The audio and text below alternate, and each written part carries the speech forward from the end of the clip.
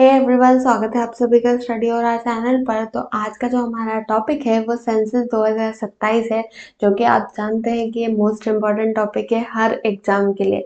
तो चलिए स्टार्ट करते हैं। मोस्ट इम्पॉर्टेंट 30 एमसीक्यू सॉल्व करेंगे, जिससे जिनका हर एग्जाम में आने की संभावना है। तो लास्ट तक लेक्चर को देखना, मैं बहुत सारे फैक्ट्स और भी अदर बताती चलूंगी। तो चलिए स्टार्ट करते हैं पहले क्वेश्चन से।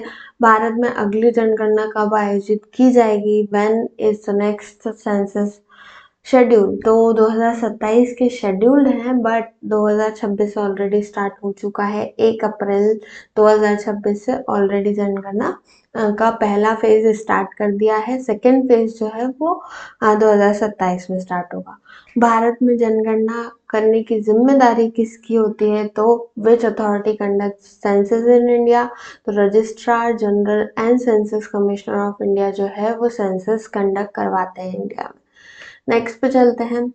भारत की पहली पूर्ण जनगणना, अब मैं बात कर रही हूँ पूर्ण जनगणना के बारे में, कंप्लीट सेंसस के बारे में यहाँ पे। तो कंप्लीट सेंसस कब हुए थे? पहले 1881 में हुए थे। बट अगर नॉन सिंक्रोनाइज पूछा जाए, जो कि इनकम्प्लीट सेंसस होते हैं, तो वो कब हुए थे? तो 1872 उसका राइट आंसर होगा। इसके बाद भारत में जनगणना कितने वर्ष के अंतराल से होती है? तो इंडिया में जो जनगणना है वो 10 साल के डिफरेंस में होती है। जो इस साल हो रही है वो ऑलमोस्ट 16 साल के बाद हो रही है, बिकॉज 2021 में कोविड रहा है, इसके कारण। नेक्स्ट पे चलते हैं। वर्तमान registrar general and census commissioner कौन है इंडिया के?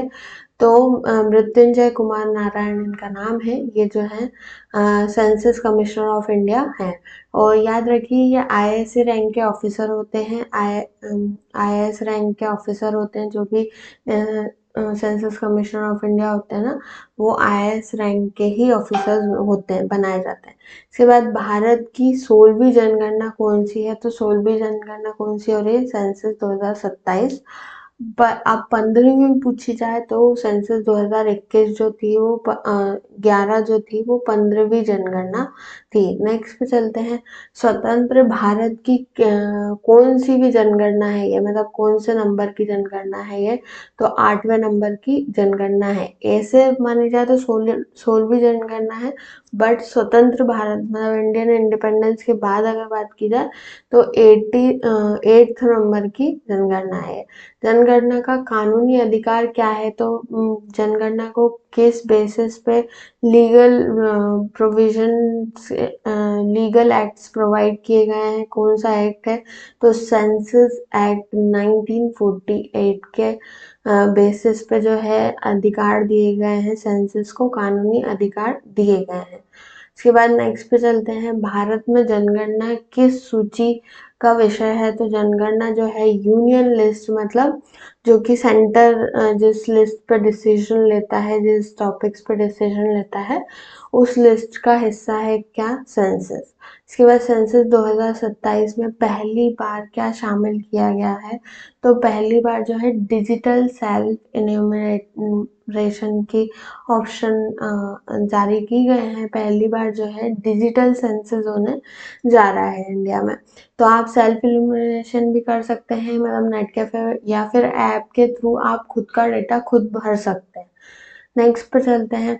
जनगणना के आंकड़े किस कार्य में उपयोगी होते हैं? सेंसस का डेटा क्यों यूज आता है, क्यों जरूरत है सेंसस की? तो सबसे पहला चीज होती है कि गवर्नमेंट जो पॉलिसी मेकिंग करती है उसमें फायदे होते हैं।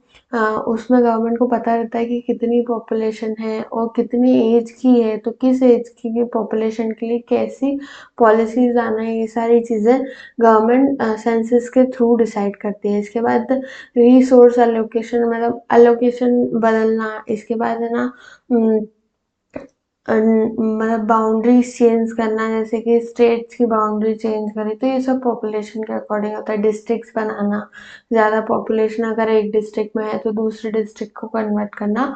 तो डीलिमिटेशन जो कहा जाता है वो सब किस बेसिस पर? इसी बेसिस पे होता है, सेंसस के बेस पे ही डिलिमिटेशन किया जाता है। बाउंड्री को रीडिफाइन करना किस बेसिस पे होता है, तो सेंसस के बेसिस पे। इसके बाद भारत में अंतिम जनगणना कब हुई थी, तो अंतिम जनगणना जो है वो 2011 को हुई थी।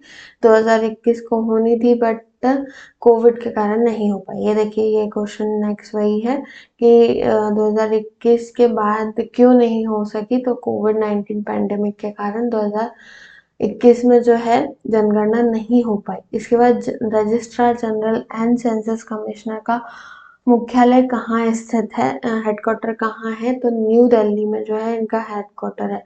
इसके बाद भारत का जनगणना नारा क्या है, तो सेंसस का स्लोगन क्या है, तो एवरीवन काउंट जो है इंडिया का जो है सेंसस नारा है, एवरीवन काउंट। स्वतंत्र भारत की पहली जनगणना कब हुई थी, तो अब स्वतंत्र भारत की पहली जनगणना जो है 1951 में हुई थी। इसके बाद और वो एक्ट कब आया था, सेंसस एक्ट 1948 को आया था। इसके बाद नेक्स्ट पे चलते हैं, जनगणना में परिवार की जानकारी किस स्तर पर एकत्र की जाती है, तो हाउस होल्ड स्तर पर जो है एकत्र की जाती है। भारत में पहली जनगणना कब कराई गई थी, तो पहली जनगणना पूछी जाए तो 1872, पर अगर पहली पूर्ण सेंसस पूछे जाए, जनगणना पूछी जाए तो 1881 को हुई थी। ऑलरेडी हम पढ़ चुके हैं, पहला क्वेश्चन यही था। नेक्स्ट पे चलते हैं, भारत में जनसंख्या नीति बनाने के लिए मुख्य आधार क्या होता है, तो ऑब्वियसली सेंसस डेटा जो है जनसंख्या नीति को, पॉपुलेशन पॉलिसी को बनाने के लिए मुख्य जो है बेसिस होता है। इसके बाद सेंसस 2027 से संबंधित डेटा किस मुख्यालय के अंतर्गत आता है, तो होम मिनिस्ट्री के अंदर आता है। ये जो डेटा आता है सेंसस डेटा, वो होम मिनिस्ट्री के अंदर रहता है। इसके बाद 1872 की जनगणना किसके शासन काल में हुई थी, तो याद रखिए 1872 नॉन सिंक्रोनाइज जनगणना हुई थी, इनकम्प्लीट जनगणना, तो वो किसके शासन के समय हुई थी, तो लॉर्ड मेयो थे उस टाइम पे। कौन थे, लॉर्ड मेयो। इसके बाद जनगणना के आधार पर किसका डिलिमिटेशन किया जाता है, परिसीमा किया जाता है, तो कॉन्स्टिट्यूएंसी जो है उनका डिलिमिटेशन किया जाता है, मतलब स्टेट का या फिर डिस्ट्रिक्ट्स का, इन सभी का जो डिलिमिटेशन है वो किस आधार पर किया जाता है, पॉपुलेशन या जनसंख्या के आधार पर।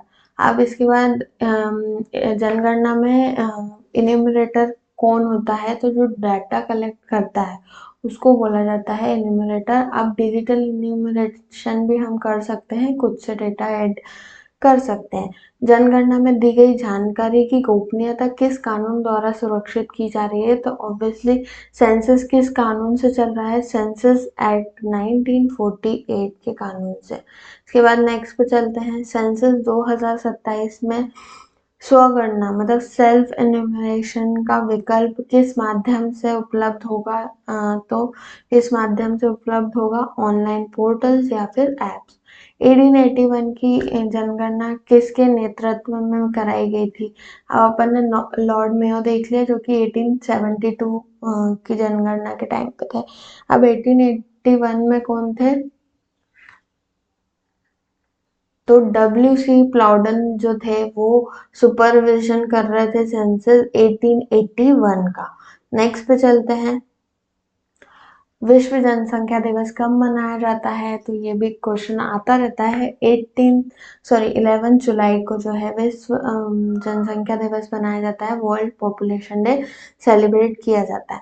इसके बाद भारत में जनगणना का उल्लेख किस संविधान के किस अनुच्छेद में है, तो आर्टिकल 246 में इसके बारे में बताया गया है, यूनियन लिस्ट की एंट्री 69 में। इसके बाद नेक्स्ट पे चलते हैं, सेंसस 2027 के आधिकारिक शुभांकर या मैस्कॉट कौन है, तो मैस्कॉट का नाम जो है प्रगति और विकास है। ये एक एनिमेटेड क्रिएटर है दोनों, तो प्रगति जो है वो फीमेल मैस्कॉट है और विकास जो है मेल मैस्कॉट है, ताकि प्रोत्साहन दिया जा सके लोगों को डेटा देने में।